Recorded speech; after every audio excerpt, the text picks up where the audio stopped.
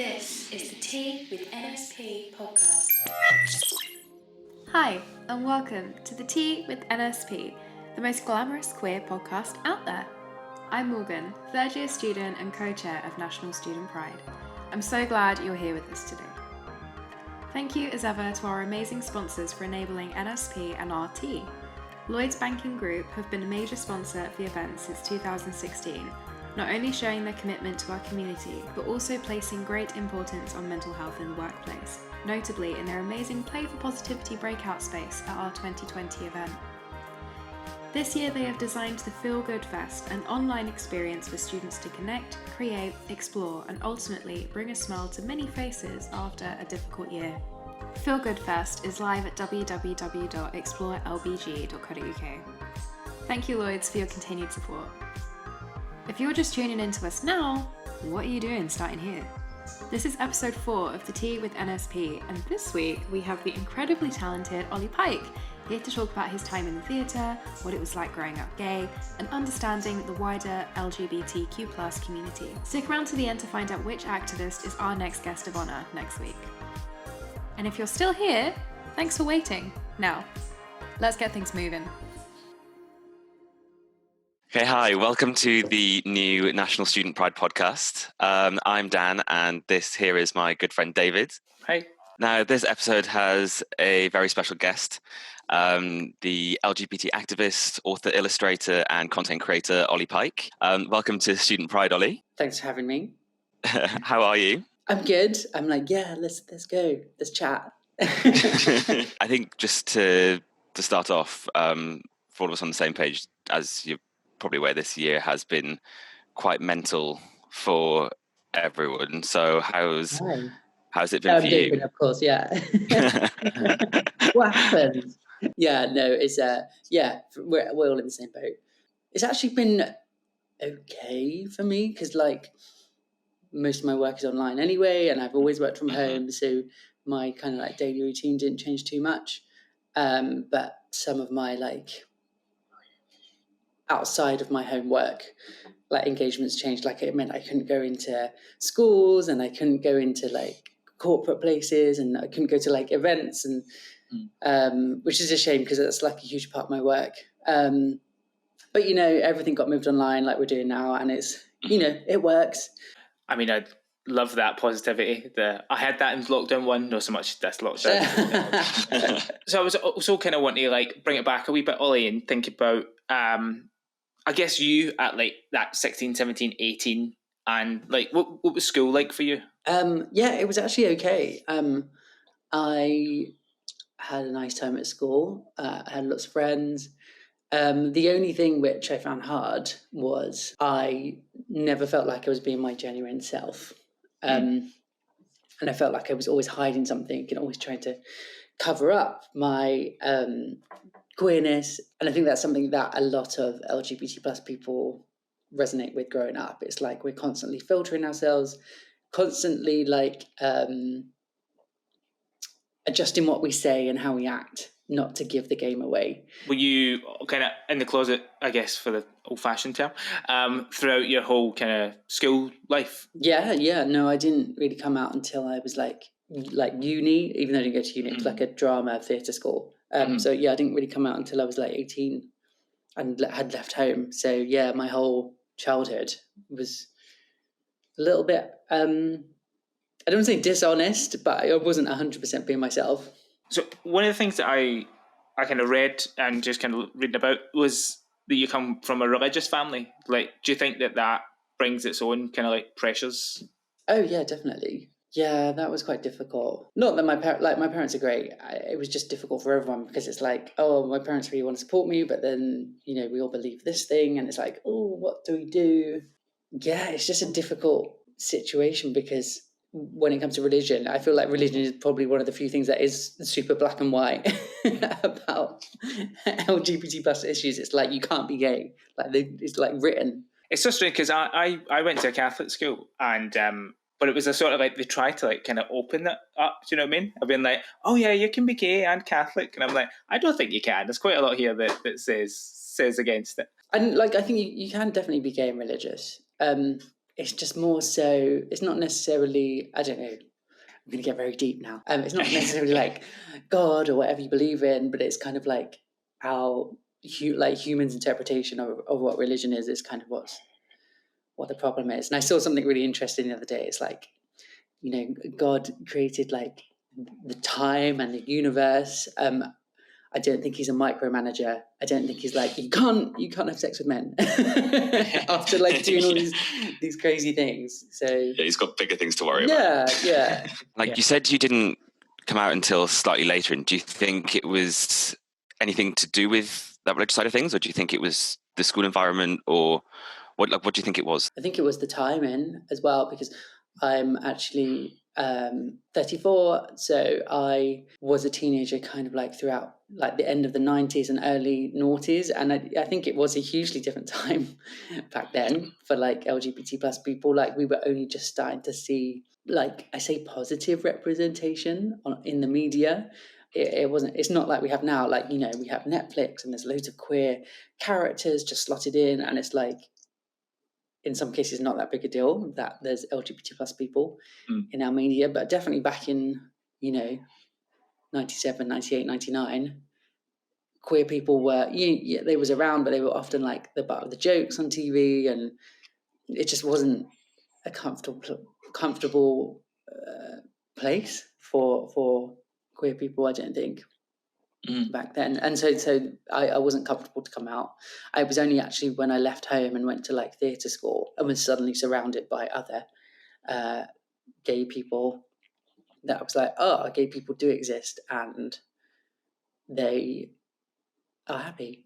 Going to ask that about, like, was that a kind of like a big thing for you, like coming from school, going into university? Like, did you have that very classic kind of LGBT thing of like kind of finding yourself as you went to uni? Yeah, like an awakening. And I don't know whether it was finding myself, but it was like finding my tribe. And it was like, okay, this is going to be all right.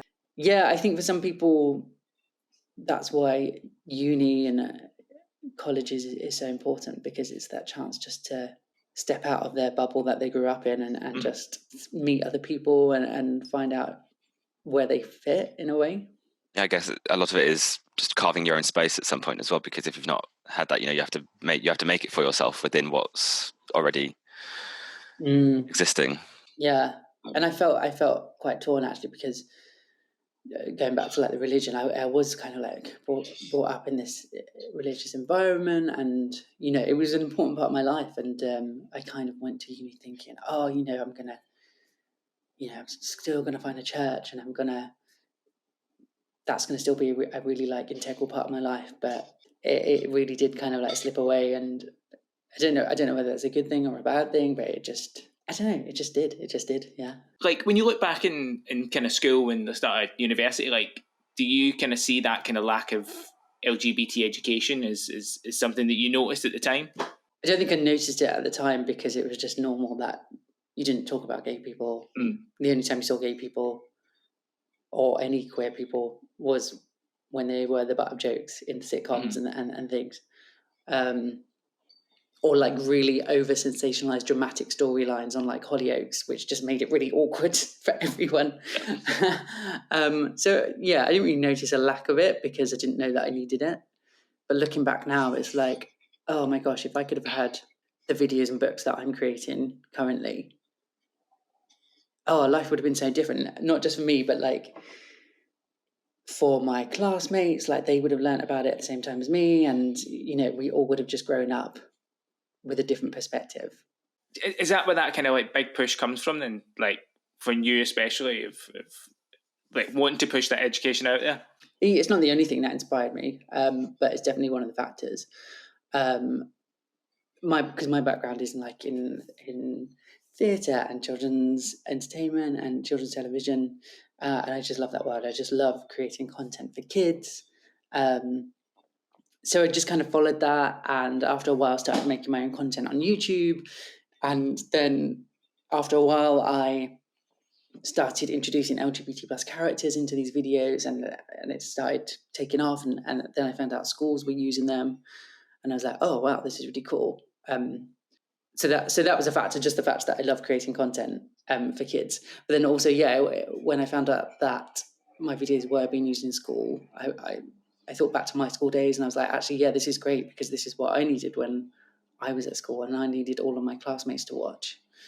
And I think the other thing that inspired me to start creating it is just my own experience of homophobia as an adult. Is like, oh, okay, where does homophobia come from? Like, Because I guess it is in school, as much as we don't like to admit it sometimes, but the things that you are taught pre-18, like that environment and the sort of the culture that you're brought up in, that kind of forms your path for the rest of your life. Essentially, it's so hard to unlearn all of that, and I think that is what's so great about all of these books and videos that you have, is that it does create that healthy environment for people, I guess, when they're at their most impressionable. Exactly. And actually studies show that, it's actually the first like 3 to 4 years of a child's life when they form most of their kind of like impressions about things and values. And I think we often overlook that time as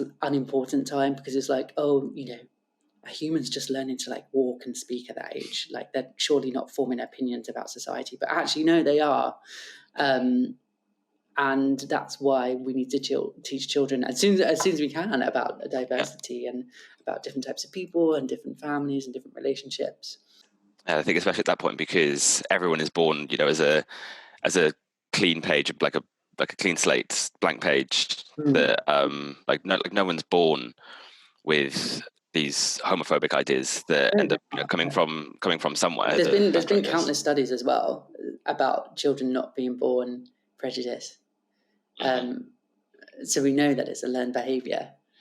So we just have to make sure that it's not ever learned. It's such a quickly learned behaviour, though. Like, I remember, I'm 29, so still in the very homophobic times.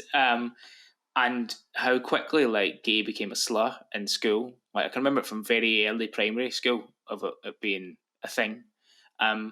What was the kind of feedback you got from like the parents when you started kind of like releasing these books? It was kind of like different phases, because it's like I started on YouTube, and it's like I was in this tiny little bubble of people that found me, and the people that found me were like queer parents or queer teachers and people that loved it, and it was like 90% positive. But then over the years, as I kind of started to grow and my work was like reaching wider audiences, I've had like massive criticism and trolling and death threats.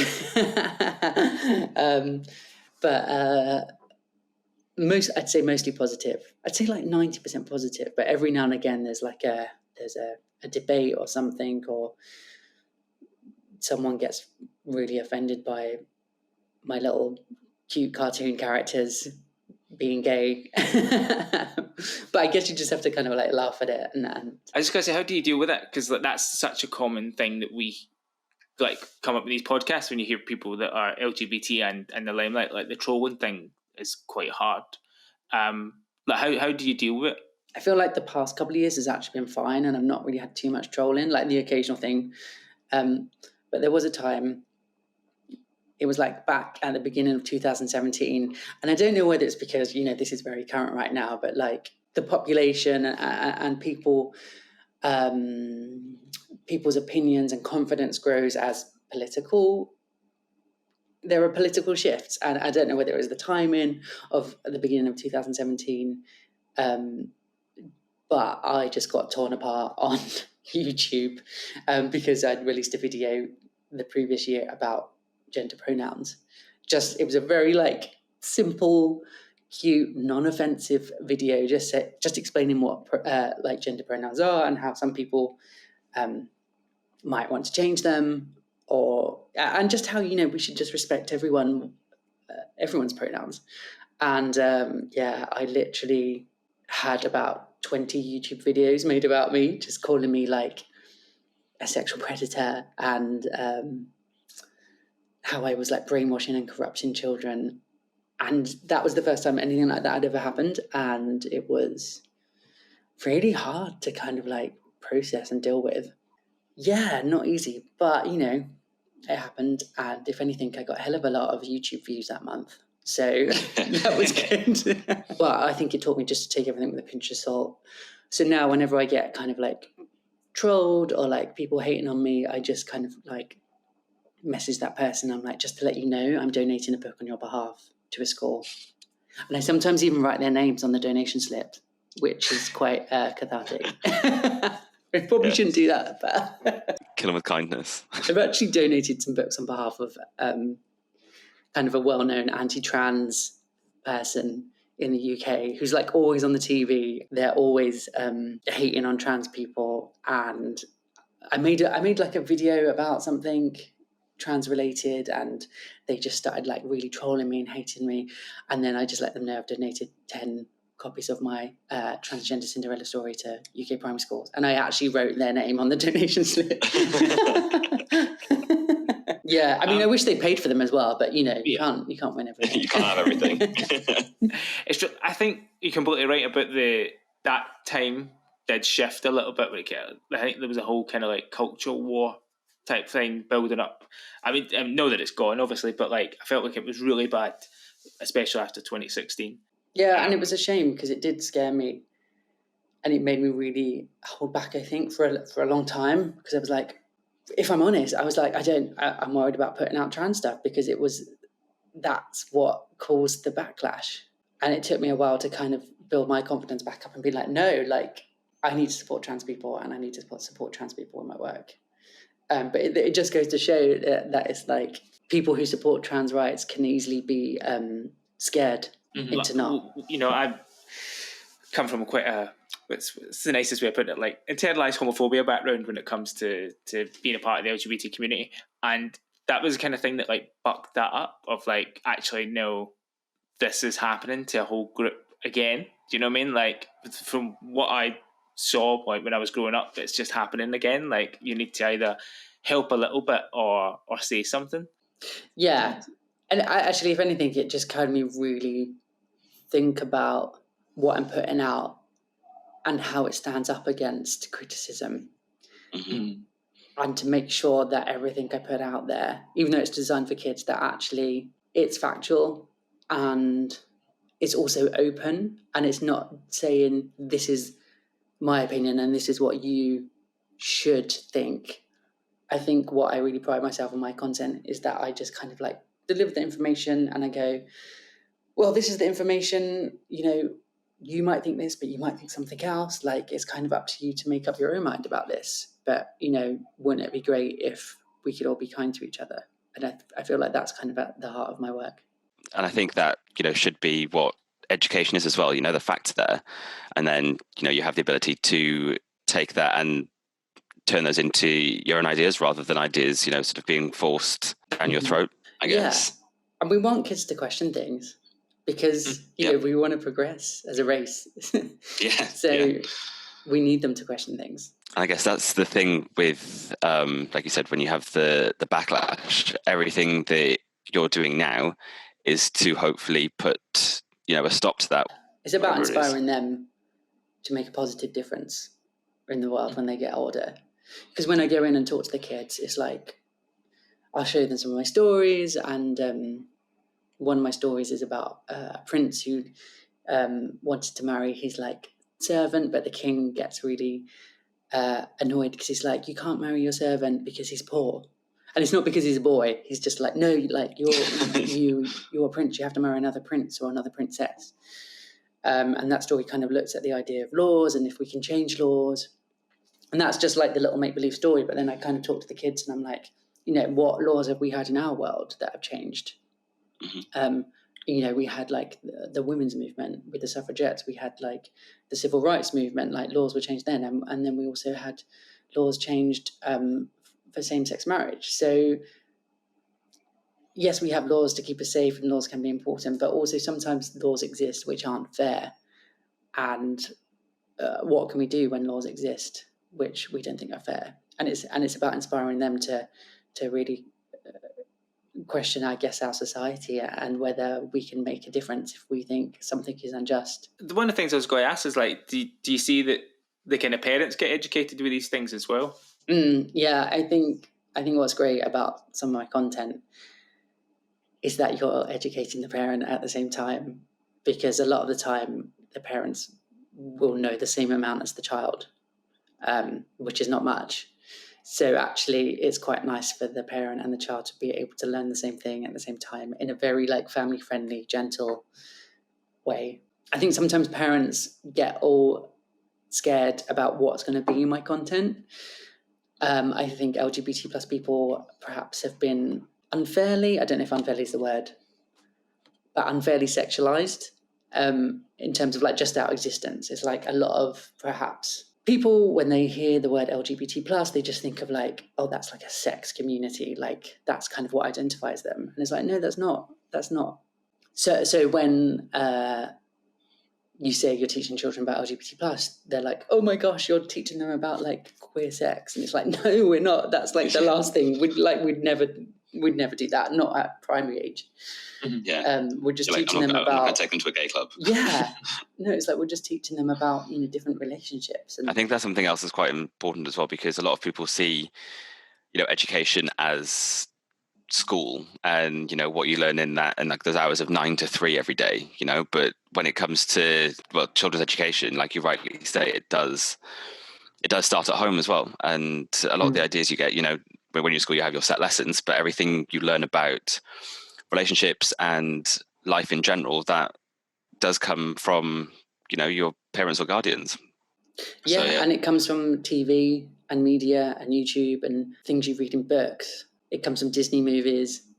Like we're all constantly taking in references to how society should be. So that's why it's really important that there's queer representation in everyone's media, including kids' media. Because subconsciously, whatever you're taking in, there are parallels everywhere to real life, like you said, when it comes to the laws and that sort of stuff. You might read it in a book and you've got the cartoon characters there, but like I said, you can draw it back to real life, and these things happen, and that's how it is. And you don't have to draw it back. Like with the really younger ones, I'll just read the story and it's just a little book about gay princes, cute. But with the older kids, it's like, well, actually, no, we can take this further. You kind of come from the background you did. Like, was it a big kind of education thing that you had to do yourself to kind of get there? Like, or was that just kind of like a learned thing as you kind of grew up? I've truly learned what it's meant to be a queer person and an LGBT plus person. I'd say only just over the last 5 years. Since before that, yes, I was gay, but I didn't know what it meant to be gay. And if anything, I was possibly a little bit ashamed of my gay identity and wanted to be very heteronormative. I worked in theatre. It's weird looking back now because you think, oh, theatre, it must be the most LGBT plus inclusive place. But actually, if I'm being really honest, theatre is biphobic and transphobic in my experience. There was so many gay guys. There was a lot of straight girls. But if there was a person that was maybe bi, they were just like frowned upon. And there wasn't space for them there. So no space for trans people, no space for non-binary people. No, I mean, I come from a dance background as well, so I completely understand. Like, did you find it was like, I'm doing air quotations, like straight guys that were maybe dating a girl, but there'd been a rumor that he'd been with a guy, and it was like, oh, that's so much drama. Yeah, like, and but that's the thing is when it comes to that as well. Those things you think, okay, well, he's in the theatre, so he must have,